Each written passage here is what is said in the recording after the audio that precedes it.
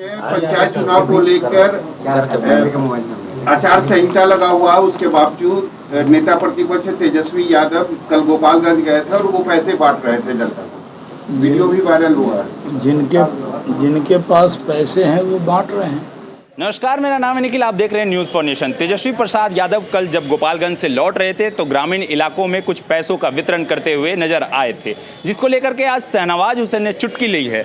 उन्होंने कहा है कि जिनके पास पैसा होगा वही तो पैसा बांटेंगे। खैर, राजनीति में मर्यादा का पालन अवश्य करना चाहिए। साथ ही साथ उन्होंने तेजस्वी और चिराग के मिलने पर कहा है कि कोई किसी से भी मिले, इससे बीजेपी को कोई नुकसान नहीं है। बीजेपी लगातार बढ़ती आई है और बढ़ती ही रहेगी। बिहार में आपको बता दें कि 2 सीटों पर उपचुनाव होने वाला है, जिसको लेकर तेजस्वी यादव ने बड़ा दावा ठोकते हुए कहा था कि राजद दोनों सीटों पर विजयी होगी। इसको लेकर के शाहनवाज हुसैन ने कह दिया है कि वो बड़े बड़े दावे करते हैं, विधानसभा हो या लोकसभा हो। आपने देखा कि वो कितने बड़े बड़े दावे कर रहे थे, लेकिन रिजल्ट आपके सामने है। क्या कुछ कह रहे हैं शाहनवाज हुसैन, सुनवाते हैं। पंचायत चुनाव को लेकर आचार संहिता लगा हुआ, उसके बावजूद नेता प्रतिपक्ष तेजस्वी यादव कल गोपालगंज गए थे और वो पैसे बांट रहे थे जनता को। वीडियो भी वायरल हुआ है। जिनके पास पैसे हैं वो बांट रहे हैं।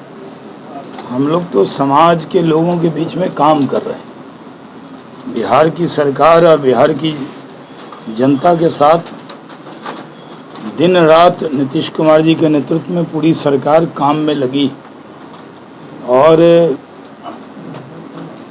जिस तरह का माहौल बिहार में है, जनता की नज़र है,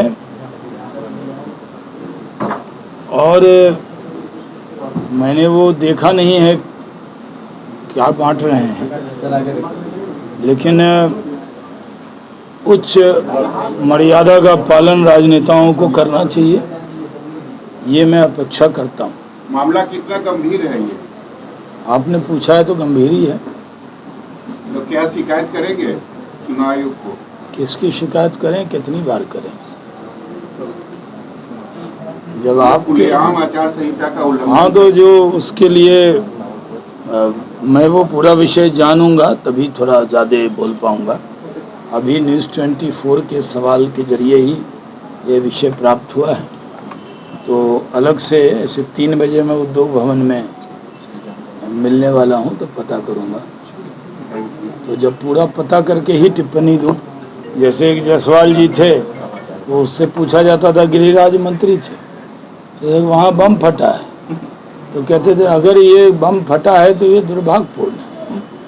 तो वैसा बयान देना भी, हम अभी पूरा पता करके आपको इस पर बयान देंगे। बेरोजगारी सर, लालू प्रसाद यादव ने आज ट्वीट किया है, वो सवाल उनका आ गया बेरोजगारी पे, और आप तुरंत ब्रेक चला रहे हैं क्या? सुन लीजिए ना, अगर आप ही फोन पे बतियाइएगा तो पत्रकार मित्र आपसे क्या कहेंगे। जी, को लेकर एनएसओ ने एक रिपोर्ट जारी की है, जिसमें कहा गया है कि 2.3 जो बेरोजगारी दर थे वो 1 सालों में बढ़कर 10.4 हो गए हैं। आपने और आपकी सरकार ने 19 लाख रोजगार देने की बात कही थी। देखिए, बिहार के अंदर उद्योग और रोजगार का माहौल है।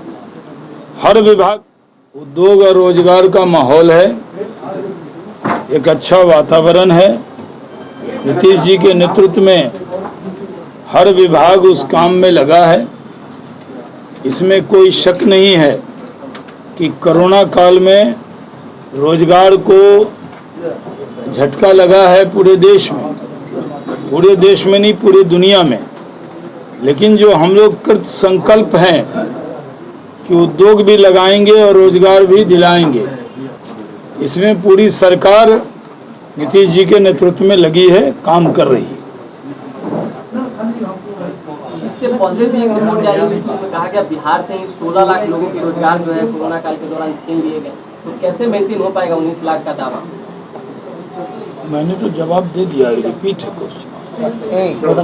उनका ट्विटर है, वो ट्वीट करते हैं। मेरा ट्विटर पे उनसे कहाँ पूछते हैं आप? उनका ट्विटर है, कोई कर देता है, वो अपना करते रहते। मैंने भी सुबह 12 ट्वीट किया, कहाँ पूछे आप? कल किए थे।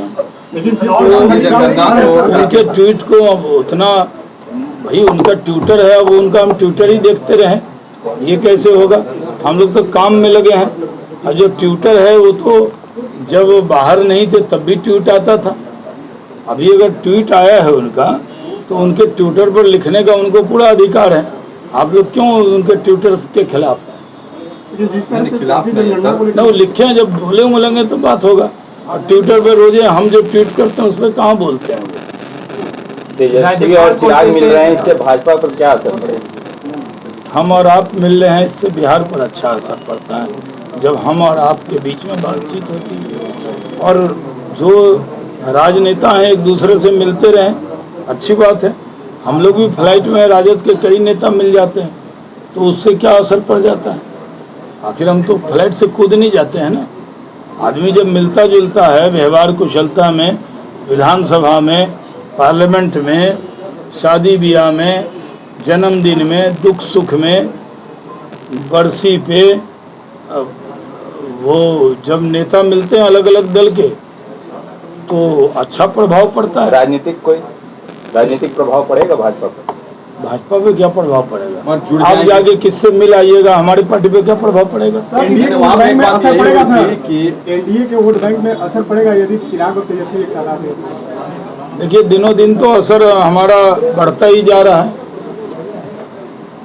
पिछली बार भी लोकसभा में हम बढ़े, विधानसभा में हम बढ़े, बंगाल में हम बढ़े, जहां चुनाव हो रहा बीजेपी बढ़ी, तो असर तो यही पड़ रहा है। कोई किसी से मिल ले बढ़ेगी बीजेपी। पर क्या लग रहा है सर आपको, जिस तरह से विधानसभा चुनाव में जेडीयू को चिराग पासवान ने कहीं ना कहीं शिकस्त दी थी, उसके बाद क्या लग रहा है कि अगर वो महागठबंधन में चले जाएंगे तो बीजेपी को कोई फर्क नहीं पड़ेगा? मेरे पास काल्पनिक सवालों का कोई जवाब नहीं। अगर मैं कह दूं कि अभी जलजला आ जाए तो ये मेरा न्यूज़ नहीं चला पाए।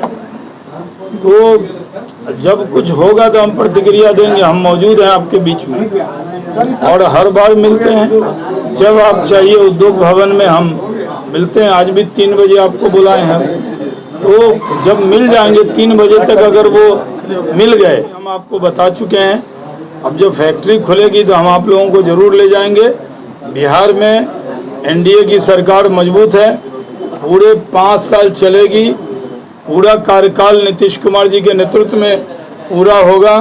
बीजेपी जेडीयू के रिश्ते बेहतरीन दौर में चल रहे हैं। मुख्यमंत्री पूरी तरह बीजेपी और जेडीयू कोटे के जो भी मंत्री हों या अन्य पार्टी के, सबको एक निगाह एक नज़र से देखते हैं।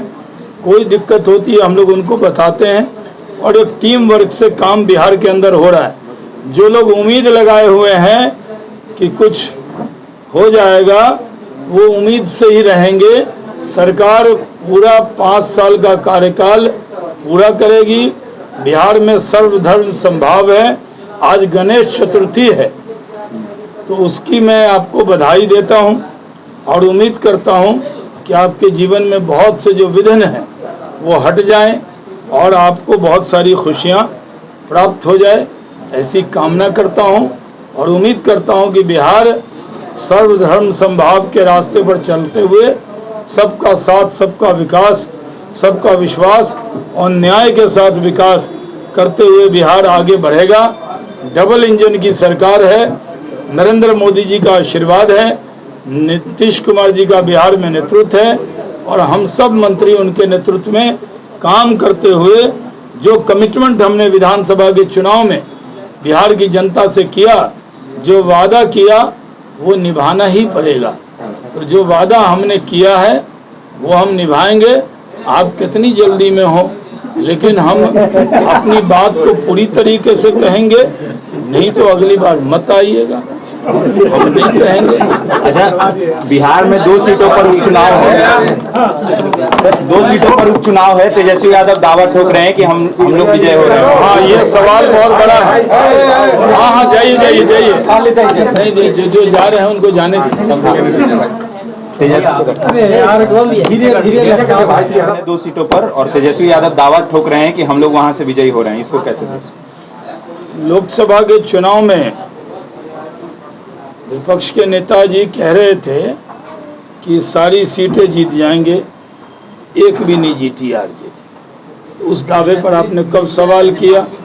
विधानसभा के चुनाव में जो भी दावा किया कि सरकार बनेगी, सरकार बन गई हमारी, तो जो भी दावा आरजेडी की तरफ से किया जाता है, मेरा सवाल है जनता उलट निर्णय क्यों करती है? जब जब वो दावा करते हैं जनता आरजेडी के दावे को हर बार खारिज क्यों करती है? ये सवाल भी तो पूछिए निडर होके जाके कि जब जब आप दावा करते हैं तो फिर जनता उसे खारिज क्यों करती है?